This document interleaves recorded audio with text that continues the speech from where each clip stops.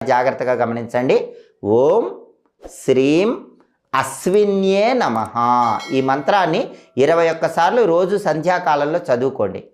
అప్పుడు ఆ మంత్రం చదువుకునే వాళ్ళ మీద తథాస్తు దేవతల అనుగ్రహం ఇంకా అద్భుతంగా పనిచేస్తుంది. తథాస్తు తథాస్తు తథాస్తు అని చెప్పి ఆశీర్వదించి వెళ్ళిపోతారు.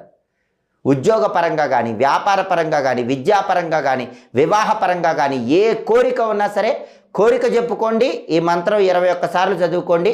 రోజు సంధ్యాకాలంలో సూర్యాస్తమయానికి ముందు వచ్చే 24 నిమిషాల కాలంలో ఈ మంత్రం చదువుకోవటం ద్వారా అశ్విని దేవతల చేత తథాస్తు అని చెప్పించుకోండి. మీ కోరికలన్నీ తొందరలోనే నెరవేర్చుకోండి. సర్వే జనాః సుఖినో భవంతు. స్వస్తి.